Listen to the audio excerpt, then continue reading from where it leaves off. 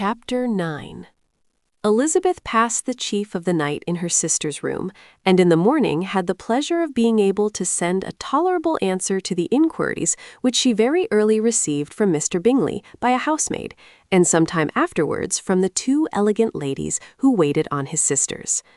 In spite of this amendment, however, she requested to have a note sent to Longbourn, desiring her mother to visit Jane and form her own judgment of her situation. The note was immediately dispatched, and its contents as quickly complied with.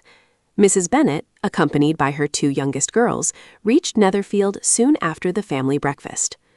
Had she found Jane in any apparent danger, Mrs. Bennet would have been very miserable, but being satisfied on seeing her that her illness was not alarming, she had no wish of her recovering immediately, as her restoration to health would probably remove her from Netherfield.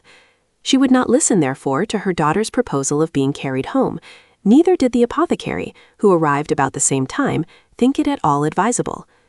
After sitting a little while with Jane, on Miss Bingley's appearance and invitation, the mother and three daughters all attended her into the breakfast parlor. Bingley met them with hopes that Mrs. Bennet had not found Miss Bennet worse than she expected. "Indeed I have, sir," was her answer. "She is a great deal too ill to be moved. Mr. Jones says we must not think of moving her. We must trespass a little longer on your kindness." "Removed?" cried Bingley. "It must not be thought of. My sister, I am sure, will not hear of her removal."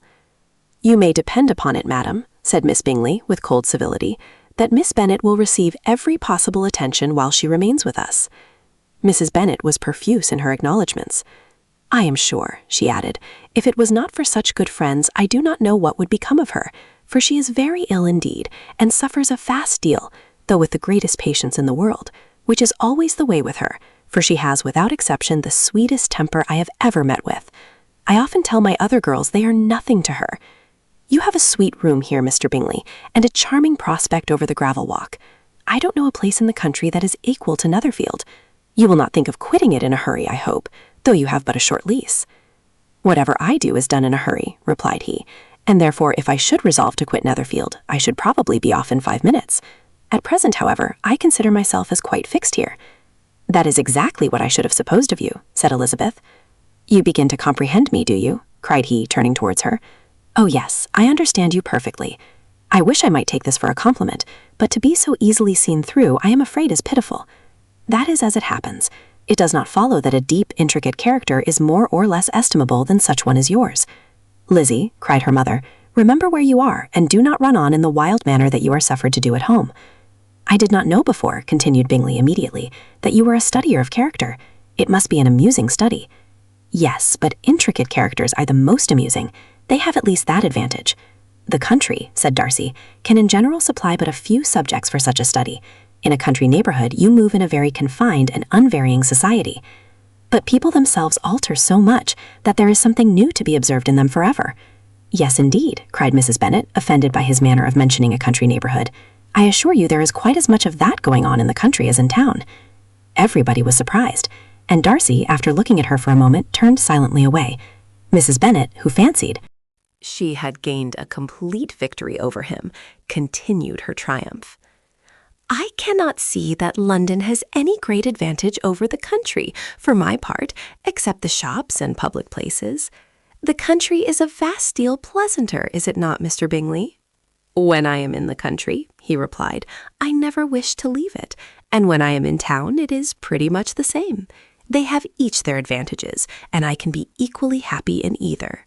"Aye, that is because you have the right disposition, but that gentleman," looking at Darcy, "seemed to think the country was nothing at all." "Indeed, mamma, you are mistaken," said Elizabeth, blushing for her mother. "You quite mistook Mr. Darcy. He only meant that there was not such a variety of people to be met with in the country as in the town, which you must acknowledge to be true." "Certainly, my dear, nobody said there were, but as to not meeting with many people in this neighborhood, I believe there are few neighborhoods larger. I know we dine with 24 families." Nothing but concern for Elizabeth could enable Bingley to keep his countenance. His sister was less delicate, and directed her eyes towards Mr. Darcy with a very expressive smile. Elizabeth, for the sake of saying something that might turn her mother's thoughts, now asked her if Charlotte Lucas had been at Longbourn since her coming away. Yes, she called yesterday with her father. What an agreeable man Sir William is, Mr. Bingley, is not he? So much the man of fashion, so genteel and easy. He had always something to say to everybody.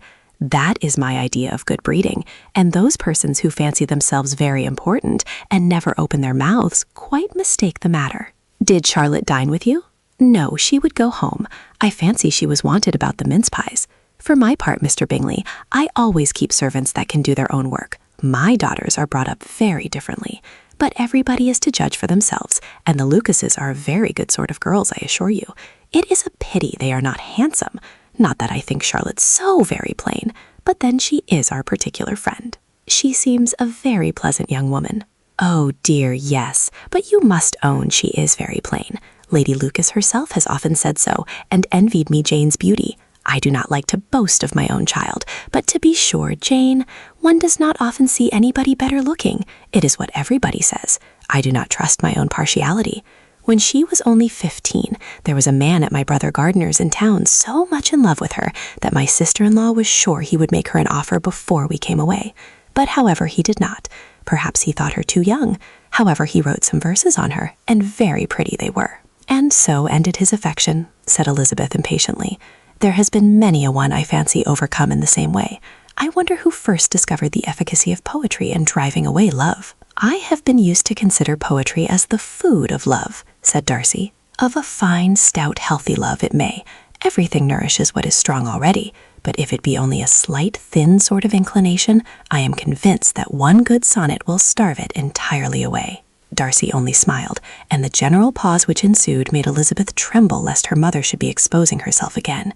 She longed to speak, but could think of nothing to say, and after a short silence, Mrs. Bennet began repeating her thanks to Mr. Bingley for his kindness to Jane, with an apology for troubling him also with Lizzie. Mr. Bingley was unaffectedly civil in his answer, and forced his younger sister to be civil also, and say what the occasion required. She performed her part indeed with much graciousness, but Mrs. Bennet was satisfied, and soon afterwards ordered her carriage. Upon this signal, the youngest of her daughters put herself forward. The two girls had been whispering to each other during the whole visit, and the result of it was that the youngest should tax Mr. Bingley with having promised on his first coming into the country to give a ball at Netherfield. Lydia was a stout, well-grown girl of 15, with a fine complexion and good-humored countenance, a favorite with her mother, whose affection had brought her into public at an early age. She had high animal spirits and a sort of natural self-consequence, which the attention of the officers, to whom her uncle's good dinners and her own easy manners recommended her, had increased into assurance. She was very equal, therefore, to address Mr. Bingley on the subject of the ball, and abruptly reminded him of his promise, adding that it would be the most shameful thing in the world if he did not keep it. His answer to this sudden attack was delightful to their mother's ear. I am perfectly ready, I assure you, to keep my engagement, and when your sister is recovered, you shall, if you please, name the very day of the ball, but you would not wish to be dancing when she is ill. Lydia declared herself satisfied. Oh, yes, it would be much better to wait till Jane was well, and by that time, most likely, Captain Carter would be at Meryton again. And when you have given your ball, she added, I shall insist on their giving one also. I shall tell Colonel Forster it will be quite a shame if he does not. Mrs. Bennet and her daughters then departed, and Elizabeth returned instantly to Jane, leaving her own and her relations' behavior to the remarks of the two ladies and Mr. Darcy, the latter of whom, however, could not be prevailed on to join in their censure of her, in spite of all Miss Bingley's witticisms on fine eyes. Thank you for listening to this classic narration. This audiobook was thoughtfully prepared to offer a calm and immersive literary experience. If you enjoy timeless romance and elegant storytelling, consider subscribing to continue exploring more beautiful classics. Until our next story, thank you for being here.